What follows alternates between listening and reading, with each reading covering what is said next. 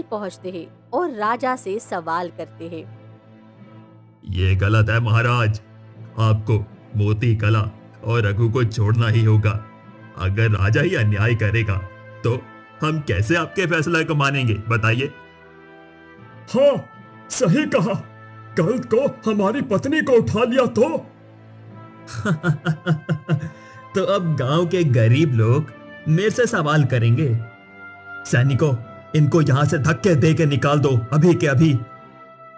अभी तो निकाल दोगे महाराज, पर हम रोज यहाँ पर आएंगे। जब तक मोती कला और रघु को आजादी नहीं मिलेगी, हम गांव वाले नहीं रुकेंगे। गांव वालों को महल से निकाल दिया जाता है, पर राजा देव अब चिंता में आ चुका था। नहीं, मैं मोती कला से बहुत प्रेम करता हूं। गांव वाले मुझे और मोती कला को कभी एक नहीं होने देंगे। और अब मैं जान दे सकता हूं, पर मोती कला को खो नहीं सकता। अब मेरे पास एक ही रास्ता है जिससे मोती कला मुझसे कभी दूर नहीं होगी। आधी रात होती है और राजा देव मोती कला के कक्ष में आता है, जहां मोती कला रो रही थी। चलो मोती कला, हमें कहीं जाना है।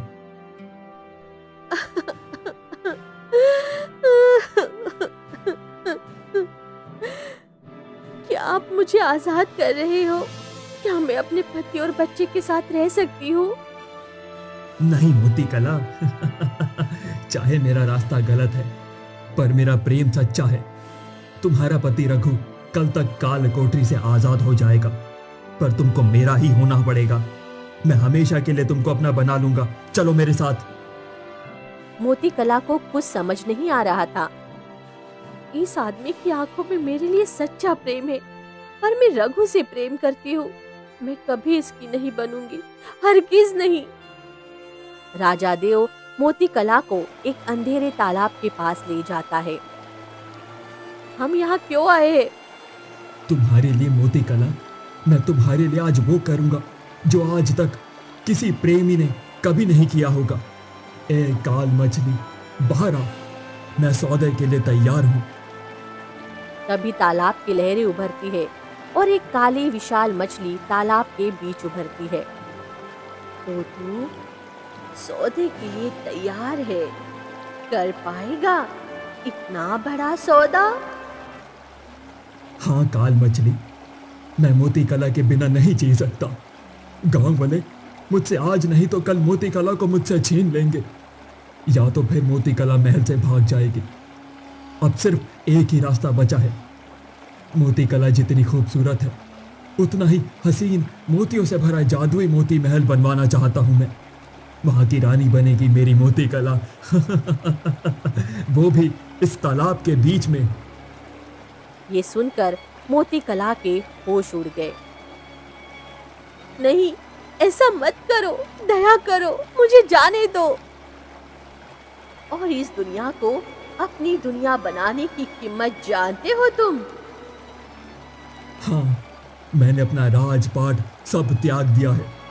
इस तालाब के जादुई मोती महल में जाने के बाद कभी इंसान दुनिया में नहीं आ सकेंगे, और इसकी कीमत गांव के लोगों को भी चुकानी पड़ेगी। ठीक है फिर। अचानक तालाब के बीच एक सुंदर जादुई मोती महल बनके तैयार खड़ा हो जाता है। हाँ, आज मैंने वो किया अपनी प्रेमिका के लिए जो आज तक किसी ने नहीं किया होगा। नहीं, मुझे कैद मत करो। ये प्रेम नहीं, ये कैद है। राजा मोती कला को लेके तालाब में कूद जाता है और दोनों मोती महल के अंदर चले जाते हैं और महल तालाब के अंदर गायब हो जाता है। उसके बाद क्या हुआ कोई नहीं जानता, और ऐसे ही 20 साल बीत जाते हैं और मोती कला का बेटा अंश अब जवान हो जाता है।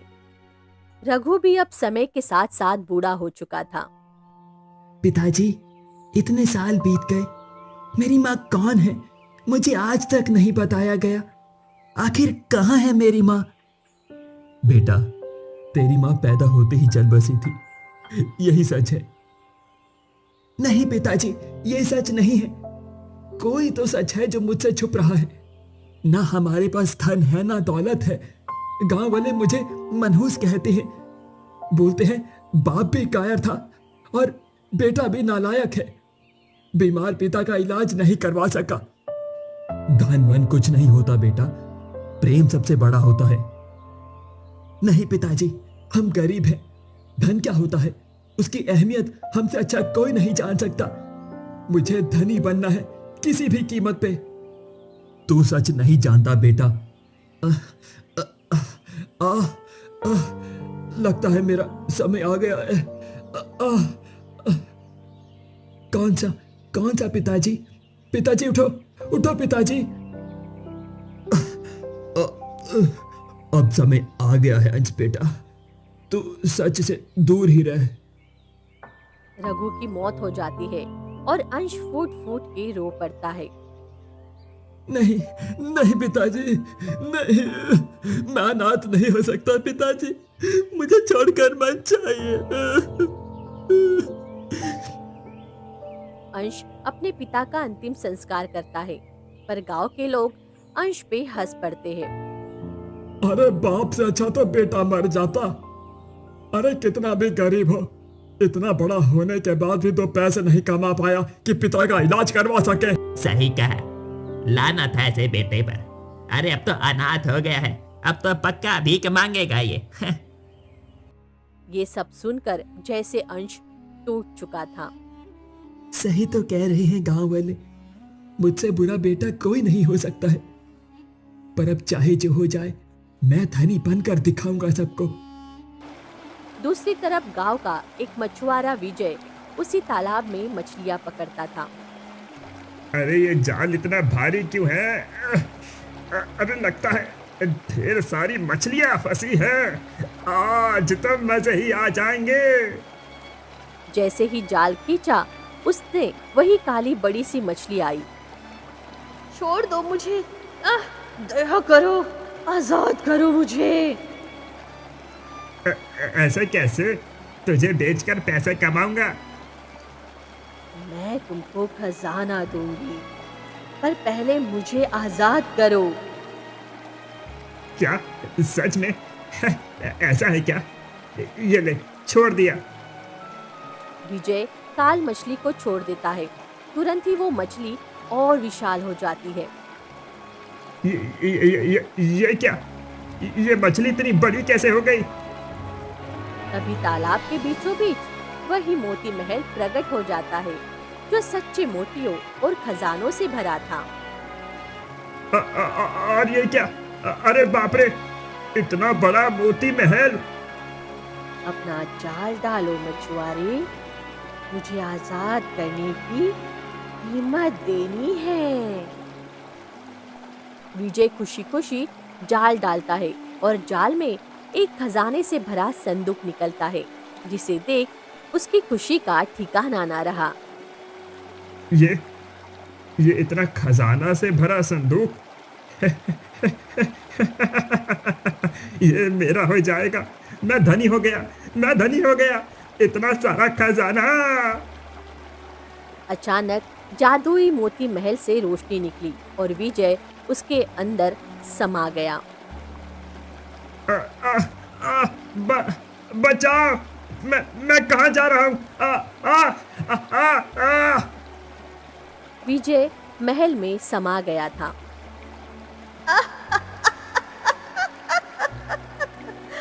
सालों पहले मैंने जो किया वो कोई नहीं जान पाया।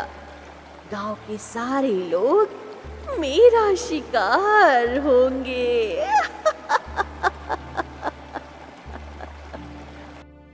उधर अंश गुस्से से घर से निकला था और चलते चलते एक सुनसान जगह पे पहुंच जाता है।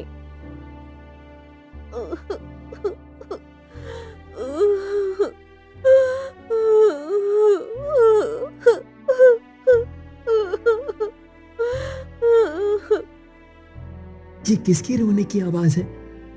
इस पे इतना दर्द क्यों है, जैसे मेरा कोई अपना हो। उस तालाब से आवाज आ रही है, मुझे वहां जाना होगा। अंश तालाब के किनारे पहुंचता है और जैसे ही उसने तालाब को हाथ से छुआ, तभी वो काली मछली प्रकट हो जाती है। बोलो, ए इंसान, मछली पकड़ने आए हो यहाँ खजाना लेने मोती महल का? मुझे किसी के रोने की आवाज आई, जैसे कोई मुश्किल में हो। तो क्या तुमको खजाना नहीं चाहिए? ऐसे ही गरीबी में जीना चाहते हो? खजाना? हाँ हाँ, चाहिए। इतना खजाना कि मैं सबसे धनी हो जाऊं और सबको दिखा दूं कि मैं भी धनी बन सकता हूँ। ये देखो फिर। तभी वो मोती महल फिर से प्रकट होता है तालाब के बीचों बीच, और सच्चे मोती अंश के ऊपर बरसने लगते हैं और पलक झपकते ही अंश मोती महल के अंदर गायब हो जाता है। अरे वाह, इतना सुंदर महल, एकदम सफेद और सुनहरा लगता है। मेरा भाग्य बदलने वाला है।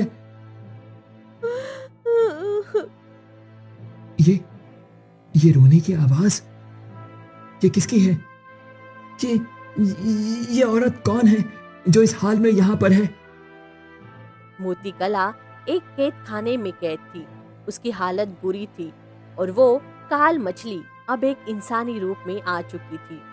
मेरा बेटा आ गया, मेरा अंश आ गया, मुझे ले जाने आ गया है मेरा बेटा, मेरा अंश आ गया, मेरा अंश आ गया।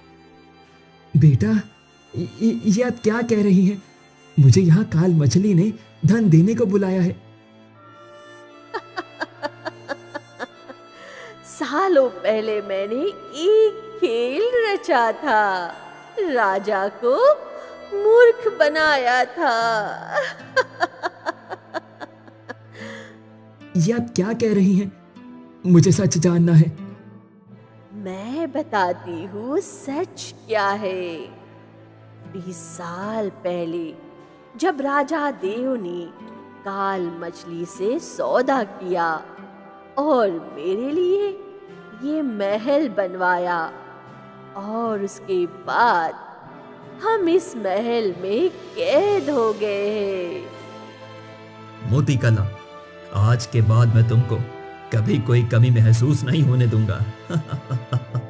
तुमको इतना प्रेम करूंगा और ये महल तुम्हारे नाम से जाना जाएगा, मोती महल।